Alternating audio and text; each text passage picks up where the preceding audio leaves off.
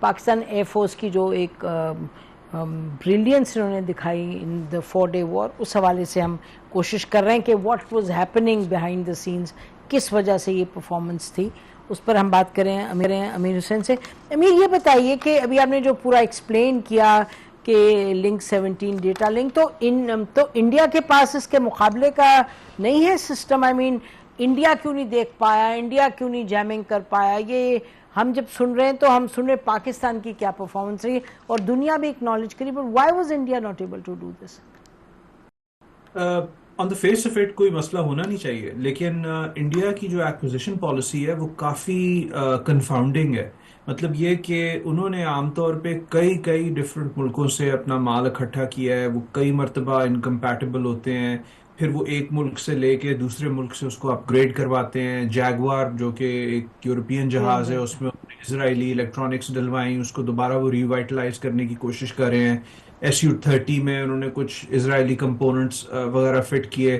تو ان کا جو پورا سین ہے ایکوزیشن کا اور مینٹیننس کا اور آپریشنلائزیشن کا, ان سب کیپبلٹیز کا, وہ کافی کنفیوزنگ ہے ایکچولی.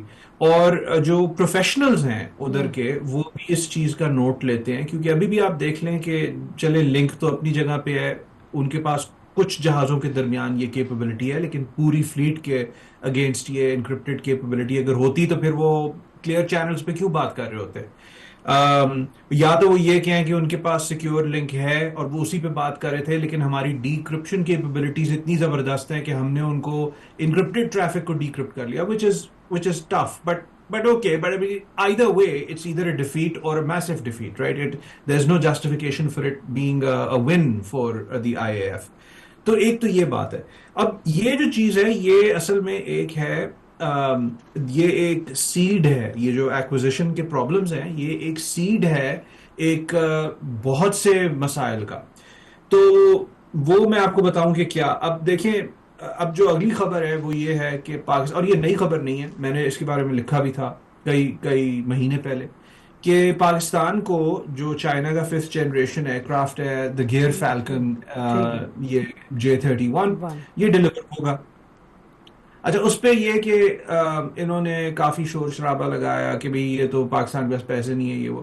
میں ہمیشہ اس طرح سوچتا ہوں کہ بھئی ٹھیک ہے, آپ ڈیمین کرنا چاہتے ہیں جو بھی ہے, پیسے نہیں ہے یہ وہ, آپ کو اس سے تو نہیں ہونا چاہیے نا مطلب کہ یہ پیسے کہاں سے آئیں گے. آپ کو تو مطلب اس چیز سے ہونا چاہیے کہ یہ کیپبلٹی کا آپ کیا کریں گے. تو جب کوئی آدمی ایسی چیز کے اوپر فوکس کرنا شروع کر دیتا ہے جو کہ لاجکلی کچھ سمجھ نہیں آتی بات کی, اس کے بجائے کہ آپ تیاری کریں, آپ مجھے بتا رہے ہیں کہ جو چیز میں نے لی ہے اس کو لینے کے میرے پاس پیسے نہیں ہے, لیکن میں نے لے تو لی ہے, تو اب مطلب اس کا کیا فائدہ اس بات کا.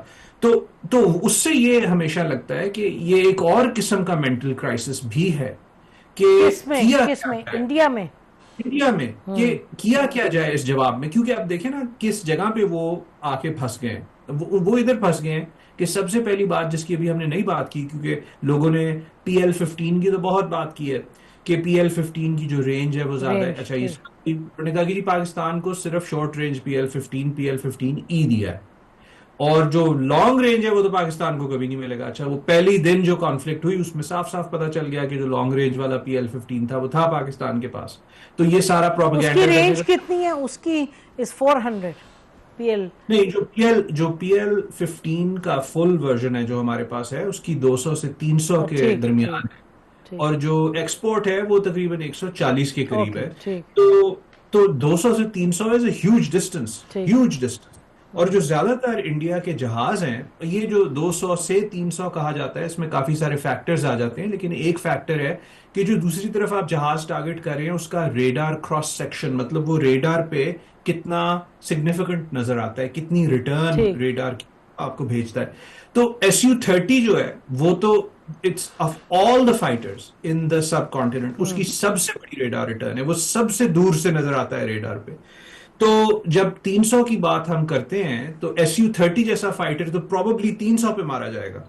سو یہ چیزیں جو ہیں اب. اچھا, آپ کہہ رہے ہیں, سوری امیر, آپ کہہ رہے ہیں SU-30 دور سے نظر آ جاتا ہے, تو ان terms of being in the war theater تو یہ تو then it's a handicap.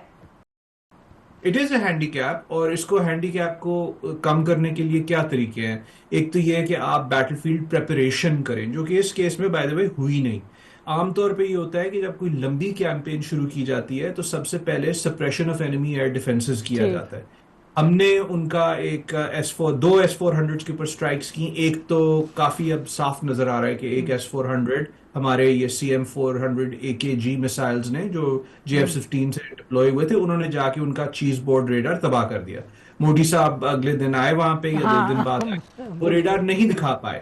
اور ان کا ایک آپریٹر بھی، وہ بھی اس کی خبر آ گئی ہے کہ وہ بیچارہ اپنی جان سے گیا، اور جنگ میں کسی کا بھی اللہ نقصان نہ کرے، لیکن بہرحال وہ ایک آپریٹر تھا جس کا نقصان ہوا، زندگی سے وہ گیا. اور اس کے علاوہ جو 2 CM-400 AKG کی اسٹرائکس ہوئی تھیں، ان کی ایک تصویر بھی دکھائی گئی. اچھا، اب تصویریں اور بہتر ہمیں دکھانی چاہیے، ریزولوشن اور بہتر ہمیں دکھانی چاہیے. کچھ چیزیں ہیں ہماری سائڈ پہ بھی جو ہمیں بہتر کرنی چاہیے، ٹھیک. کیونکہ ہم نے یہ جو انفارمیشن وارفیئر، اب تو وہ سب لوگ کہہ رہے ہیں کہ نہیں آپ نے بہتر انفارمیشن دی تھی. انفارمیشن وارفیئر کا یہ نہیں مطلب کہ آپ نے جھوٹ بولا تھا، بلکہ آپ نے اپنا سچ منوا لیا. کیونکہ آج کل کی دنیا میں سچ منوانا بھی ایک بہت بڑی بات ہے. جی، لیکن امیر وہ سچ منوا کے ایک کانسٹنٹ نہیں ہے، کیونکہ وہ بھی بدلتا ہے. آپ دیکھیں نا، جو ہندوستان ہے وہ ایک ریویژنسٹ موڈ میں چلے گئے ہیں. 2 ہفتے نہیں گزرے اور وہ کہانی کو الٹا پلٹا کے مختلف طریقے سے کوشش کر رہے ہیں کہ کو بدلے. لیکن ہم بریک لیتے ہیں ناظرین، بریک کے بعد واپس آتے ہیں. پھر ہم ان سے پوچھیں گے امیر حسین صاحب سے کہ جو سائبر کہا گیا، پاکستان نے done very well in cyber warfare اور الیکٹرانک وارفیئر میں، ان دونوں کے بارے میں ان سے اسپیسیفکلی پوچھیں گے. ہمارے ساتھ امیر حسین ہیں جو کہ امریکہ میں ہوتے ہیں، ہیز آف پاکستانی اوریجن، اور بہت انہوں نے کام کیا آرٹیفیشل انٹیلیجنس پہ. انہوں نے ٹیک کمپنیز کھولی ہیں، ڈیفنس میں ان کا خاص انٹرسٹ ہے. انہوں نے کام بھی کیا، کتابیں بھی لکھی. تو اب ٹائم تو بہت ضرورت ہے، لیکن ٹائم ہمارے پاس کچھ تھوڑا سا ہی ہے. تو امیر، ہم آپ سے 3 چیزوں پر چاہیں گے کہ آپ ہمارے ناظرین کو کچھ تھوڑی سی روشنی ڈالیں. ایک تو کہا جا رہا ہے بار بار کہ پاکستان نے الیکٹرانک وارفیئر میں اور سائبر وار میں بہت اس کی پرفارمنس امپریسو تھی، ایئر فورس کی خاص طور پہ. تو اس پر ذرا کچھ بتائیے گا. And the last question will be on drones, کہ ڈرونز کا role in coming years and decades in terms of warfare. تو شروع کرتے ہیں. جی، الیکٹرانک وارفیئر کا تو رول بہت ہی زیادہ ضروری ہے. یہ تینوں فورسز کے لیے بہت ضروری ہے. اور اس کے جو ایپلیکیشنز ہیں وہ تو یہ ہیں کہ آپ کے سینسر چلتے رہیں، آپ دیکھتے پائیں، اور دوسرا جو انیمی ہے آپ کا، یا تو وہ دیکھ نہ پائے، یا اس کی ایمیشنز کے ذریعے سے آپ اس کو ڈیٹیکٹ کر لیں اور آپ کو پتہ ہو کہ وہ کہاں پہ ہے. جیسے کہ ریڈار کے جو ٹرانسمیٹرز ہوتے ہیں ان سے ان کی جیو لوکیشن ہو سکتی ہے. اور تیسرا یہ کہ جو وہ سمجھ رہا ہے کہ ہو رہا ہے اس کی پکچر میں وہ ایکچولی نہ ہو رہا ہو. تو ابھی PF نے اس آپریشن میں ایک سافٹ کل کا ایگزامپل دکھایا، جس میں انہوں نے دکھایا کہ ایک برہموس میزائل جو ہے وہ آ رہا ہے، اس کا ٹریک ریڈار کے اوپر نظر آتا ہے، اور کچھ دیر کے بعد ایک دم فار نو ریزن وہ مڑ جاتا ہے. اور جو PF کے جو افسران تھے انہوں نے اس کی ایکسپلینیشن یہ دی کہ یہ الیکٹرانک وارفیئر یا کہ سافٹ کل جس کو کہتے ہیں اس کے ذریعے سے کیا گیا. اب دیکھیں، نہیں سوری امیر، یہ بتائیں when you're saying کہ برہموس آ رہا تھا it turned back، تو یہ کس نے کیا کہ ٹرن بیک؟ تھوڑا سا ایکسپلین کریں. تو ٹرن بیک سے مطلب یہ کہ it didn't turn 180 degrees back, it deviated from the target and missed the target suddenly. Okay. تو وہ جو چیز ہے وہ عام طور پہ جی پی ایس اسپوفنگ کے ذریعے سے کی جاتی ہے کہ جی پی ایس کے جو سگنلز ہیں وہ سیٹلائٹ سے آ رہے ہیں. آپ سمجھتے ہیں کہ آپ اس چوک پہ کھڑے ہیں یا اس جگہ پہ کھڑے ہوئے ہیں، لیکن ایکچولی آپ کو جو کوآرڈینیٹس آ رہے ہیں وہ 3 کلومیٹر یا 1 کلومیٹر دور کے آ رہے ہیں. تو آپ کیونکہ آٹونومس موڈ میں آپ اس کو اس جگہ پہ پہنچنے کی کوشش کریں تو آپ ایڈجسٹ کر کے غلط موڈ لے لیتے ہیں. یہ اس طرح کی ٹیکنیکس کے ساتھ ایرانیوں نے امریکہ کے بھی کچھ ڈرونز کو اسپوف کر کے اور لینڈ کروا لیا تھا. تو یہ تو ایک نون ٹیکنیک ہے جو کہ پاکستانی آبویسلی استعمال کر رہے ہیں اور کافی افیکٹولی کر رہے ہیں استعمال. لیکن الیکٹرانک وارفیئر ایک بہت بڑی فیلڈ ہے، بہت بڑی آرٹ ہے. فار ایگزامپل جو یو ایس نیوی کا ایک جہاز ہے گراؤلر، جو ان کا ایک اسپیشل F-18 کا ورژن ہے جو جیمنگ پاڈز لے کے فلائی کرتا ہے، وہ بھی بہت افیکٹو ایئر کرافٹ ہے اور وہ فلیٹ کو پروٹیکشن دیتا ہے. تو جب وہ جہازوں کے ساتھ اڑتا ہے تو وہ انیمی کے ریڈارز کو، میسائلز کو جام. جیم کر پاتا ہے، اور اگر کوئی نشانہ لے اس کی طرف یا کہ ان جہازوں کی طرف جو اس کی پروٹیکشن میں ہے، تو ان کا نشانہ جو ہے وہ زیادہ تر عام طور پہ نہیں لگتا. تو جیمرز کی تو بہت مطلب ویلیو ہے اس میں. ڈرون کو کل کرنے کی بھی ویلیو ہے، کیونکہ اگر آپ کے پاس 1,000 چھوٹے چھوٹے ڈرون ہیں اور لیٹس سے کہ وہ ریموٹلی کنٹرولڈ ہیں اور وہ فائبر پہ نہیں چل رہے، وہ وائرلیس پہ چل رہے ہیں، ان کو جیم کرنا کہ وہ اپنے آپریٹر سے اپنا رابطہ ان کا ٹوٹ جائے.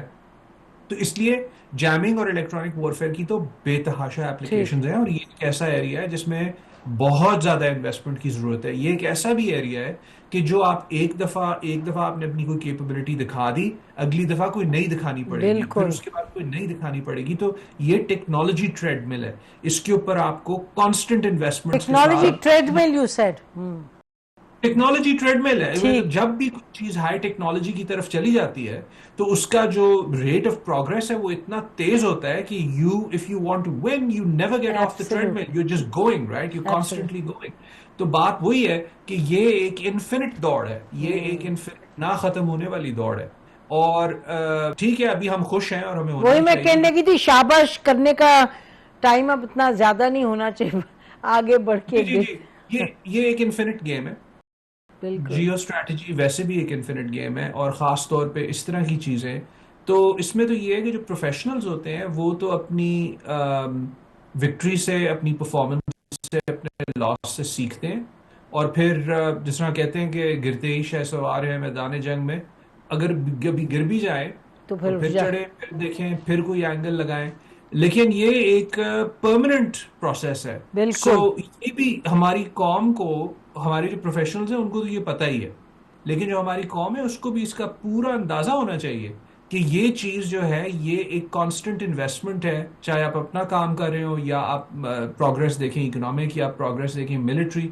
You can't rest on your laurels and at not all for 2 at all. minutes. اچھا Amir, before we close for the day, یہ بتائیں سائبر وارفیئر پہ تھوڑا سا کہ دیکھیے اس دفعہ جب سائبر وارفیئر کا بہت بڑا رول ہے، اس وجہ سے میں آپ کو بتاؤں کہ سائبر وارفیئر میں نا 3-4 چیزیں ہیں. ایک تو یہ ہے کہ چھوٹی موٹی بدماشی، مطلب یہ ہے کہ کسی کو آپ نے، جس کو کہتے ہیں ڈاکس کر دیا، کسی کے پرائیویٹ ڈاکیومنٹس آپ نے ہیک کر کے لیک کر دیے وغیرہ وغیرہ. یہ آپ بہت لوگ سن چکے ہیں تو اس کے بارے میں زیادہ بات کرنے کی ضرورت نہیں ہے. وہ اس طرح کے آپ کو میں تھریٹن کروں گا، انٹیلیجنس ایجنسیز اس کو استعمال کرتی ہیں کہ لوگوں کو شرمندہ کرنے کے لیے اور وغیرہ وغیرہ. ٹھیک ہے، ایک تو یہ ہو گیا. دوسرا یہ ہو گیا کہ آپ کوئی حکومتی ڈیٹا یا کوئی سینسٹیو ڈیٹا کسی سسٹم میں گھس کے اس کو ایکسفلٹریٹ کر لیں، جس کو کہتے ہیں ایکسفلٹریشن، کہ آپ نے وہاں سے باہر نکال دیا. ٹھیک. یہ اب جو امریکہ میں ایک بہت بڑا کیس چلا تھا، اور انہوں نے یہ کیس بنایا تھا کہ چائنا کے کچھ ہیکر تھے جنہوں نے F-35 کا بہت سارا ڈیٹا ایکسفلٹریٹ کر لیا. تو یہ ایک بہت بڑا اگزامپل ہے. اگر آپ کے ہاں کوئی بہت ہائی R&D ہو رہی ہے تو وہ ایٹ رسک ہے، اور کمرشل IP. اور تیسرا جو ہے وہ سب سے زیادہ شاید انٹرسٹنگ ہے، اور وہ ہے انڈسٹریل IoT، مطلب انڈسٹریل انٹرنیٹ آف تھنگز. یہ جو انڈسٹریل ایسٹس ہوتے ہیں جیسا کہ جنریٹرز، جیسا کہ سینٹریفیوجز، جیسا کہ پمپس، جیسا کہ ویلوز، بڑے بڑے ویلو سسٹمز میں، جیسا کہ بلاسٹ ڈورز، یہ جتنی بھی اس طرح کی چیزیں ہیں انڈسٹریل پروسیسز میں، ڈیم سے لے کے پاور پلانٹ سے لے کے کیمیکل فیکٹریز میں، یہ سب اب ڈیجیٹلی کنٹرولڈ ہوتی ہیں through systems that are called SCADA systems. They're not supposed to be connected to the outside internet, but there are still ways, just as we saw جب ایران کے اوپر حملہ ہوا تھا ان کے نتنز ریاکٹر کے اوپر، تو وہ ایک سائبر حملہ تھا. اس کا نام تھا سٹکس نیٹ، اور وہ کنیکٹیوٹی ہوئے بغیر USB کے ذریعے سے کوئی اندر لے گیا تھا، اس نے اس کو کنیکٹ کیا، وہ ادھر پھیل گیا میل ویئر، اور اس کی وجہ سے کافی نقصان ہوا تھا. لیکن پھر انہوں نے فگر آؤٹ کر لیا تھا، اور انہوں نے ایڈجسٹ کر لیا تھا. لیکن اس طرح کے بھی نقصان کیے جا سکتے ہیں، اور یہ بڑے نقصان ہوں گے. کیونکہ فار ایگزامپل کسی گیس پائپ لائن کے اندر جہاں پہ ڈیجیٹلی ایکٹیویٹڈ ویلو ہے، آپ ایک طرف سے پریشر بڑھا دیں اور دوسری طرف ویلو بند کر دیں تو you can cause digitally without even being there you can cause a massive pipeline explosion. اگر آپ ٹرین سسٹمز میں آٹومیشن ہو رہی ہے ٹرین سسٹمز میں, اگر آپ ادھر جا کے اور جو ٹرین ٹریک ٹائمنگز ہیں اور جو کراس اوورز ہیں ان کے ساتھ آپ میس اپ کر دیں, you can cause a train collision. اب زمانہ آ رہا ہے, ابھی خیر پاکستان انڈیا میں تو اتنا نہیں ہے لیکن دنیا میں سیلف ڈرائیونگ کارز آ رہی ہیں, 5-10 سال میں یہاں پہ بھی آ جائیں گی. Every self-driving car is an internet-connected computer. It has the potential to become a missile. You can take it over and drive it anywhere you want at whatever speed and just sort of create a lot of havoc. کافی نقصان آپ کر سکتے ہیں. تو یہ تو میں نے آپ کو, کیونکہ ہمارے پاس 2 منٹ ہیں, تو میں نے آپ کو کچھ ایگزامپل دیے کہ 3 ایریاز ہیں. ایک تو چھوٹی موٹی کسی کو تھریٹن کرنا, بدماشی کرنا. دوسرا ڈیٹا چرانا جس کی بیسس کے اوپر چیزیں بنائی جا سکتی ہیں ایسی جو کہ کمپٹیشن میں آپ کو آگے لے کے جائیں. اور تیسرا ایکچوئل کنیٹک ایکشن کرنا صرف سائبر کے ذریعے تو سے. اس وار میں تو کہا گیا تھا, امیر یہ کہہ رہے تھے کہ پاکستان نے جو انڈیا میں 70% جگہوں پہ بجلی تھی وہ the electricity went down because of something like this. پھر کہا کہ جی ٹرینز کی سپیڈ کو آہستہ کر دیا. So this is what we heard. I don't know کس حد تک وہ صحیح ہے, but دیکھیے یہ تو میں نے دیکھا تھا 3 لیولز میں نے سنے تھے. ایک لیول میں نے یہ سنا تھا کہ کچھ پولیٹیکل ویب سائٹس خاص طور پہ بی جے پی کی, ان کو اٹیک کیا گیا تھا اور وہاں پہ جی وہ جو یہ آپریشن کا نام تھا, پاکستان کے آپریشن کا نام بنیان المرصوص, یہ لکھا گیا اس کے اوپر. تو وہ میں نے بھی اپنی آنکھوں سے دیکھا تھا اور اس کے بعد پھر وہ ویب سائٹ ڈاؤن ہو گئی تھی. لیکن بعد میں نے پڑھا یہ کہ 1.5 ملین, مطلب یہ کہ یہ کیا بنا 15 لاکھ ویب سائٹس کے اوپر حملہ کیا گیا تھا. دوسری کیٹیگری تھی ایکسفلٹریشن کی. تو کچھ وہاں پہ منسٹری آف ڈیفنس کانٹریکٹرز ہیں انڈیا میں جو کہ ارتھ ورکس, کنسٹرکشن ورکس منسٹری کے لیے کرتے ہیں, اور ان ڈیٹیل سے آپ کو یہ اندازہ ہو جاتا ہے کہ اچھا ایکسپینشن کہاں ہو رہی ہے, نیا ہینگر کہاں بن رہا ہے, نئی فیسلٹیز کہاں جا رہی ہیں, تو اس سے آپ کو آپریشنل ڈیٹیل کا پتہ ہو جاتا ہے. تو یہ بھی کہا جا رہا ہے کہ کافی سارا جو آپریشنل ڈیٹا تھا وہ ایکسفلٹریٹ کر لیا گیا ہے. دوسرا یہ تھا, تو وہ ایک قسم کی انٹیلیجنس ویلیو ہے. اور تیسرا یہ کہ یہ جو انڈسٹریل آئی او ٹی کے اس میں زمرے میں آتا ہے کہ یہ جو ہیک کیا گیا جس سے 70% وہاں کی بجلی, اب یہ 70% تھا کیا, اب انڈیا میں سے زیادہ کنفرمیشنز کسی چیز کی نہیں آ رہی. وہ تو اب تک یہ بھی نہیں مان رہے کہ جہاز بھی گرے ہیں. یہ بھی بڑا مشکل ہے پتہ کرنا اس وقت کہ کیا اس کی اصلیت ہے. لیکن اس سے یہ تو ضرور پتہ چلتا ہے کہ چاہے وہ 30% ہو یا 50% ہو یا 90% ہو, جو بھی تھا, یہ کیپبلٹی تو بن گئی ہے. اور یہ کیپبلٹی اب ان کوآرڈینیشن, یہ جو ملٹی ڈومین کی بات کی گئی نا, ملٹی ڈومین سے مطلب زمین پہ جنگ, ہوا میں جنگ, پانی پہ جنگ, پانی کی سطح سے نیچے جنگ, انفارمیشن سپیس میں جنگ, الیکٹرانک اسپیکٹرم میں جنگ, اس کے علاوہ یہ سائبر یا جو ڈیجیٹلی کنیکٹڈ سسٹمز ہیں وہاں پہ جنگ, وار ایوری ویئر. تو یہ ایک بہت امپورٹنٹ ڈیولپمنٹ ہوئی ہے کیونکہ اس طرح کا کوآرڈینیٹڈ ملٹی ڈومین ایکشن آج سے پہلے ہم نے نہیں دیکھا اور پاکستان hasn't experienced this. اور امیر بہت شکریہ, it was such a pleasure having you on the show. ناظرین, ہم تو کہ یہ چیزوں پر بات ہی نہ ہوتی, ہم چاہتے ہیں کہ امن اور چین ہوتا, ہم چاہتے ہیں ہندوستان سے ایسی ہماری دوستی ہوتی کہ پتہ چلتا کہ یہ خطہ کتنی ترقی کرے گا. لیکن وجوہات بھی ہیں, آپ کو معاملات بھی آپ سمجھتے ہیں بہتر ہم سے. دوستی ہو تو بہت اچھا ہے, لیکن دشمنی ہو تو پھر ایسے کرنی ہوتی ہے کہ آپ you're on the winning side. and Pakistan did well, لیکن جیسے ابھی امیر حسین کہہ رہے تھے کہ یہ ایسی بات نہیں کہ you've done well تو بس اب آپ سمجھیں کہ you'll always do well. یہ ایک کانسٹنٹ ہے. اچھا انہوں نے استعمال کیا ٹیکنالوجی ٹریڈ مل. آئی تھنک امیر یہی آپ کہہ رہے تھے نا, ٹیکنالوجی ٹریڈ مل. تو اس کو Pakistan has to be on that treadmill. اب بہتر سے بہتر کرنے کی ضرورت ہے.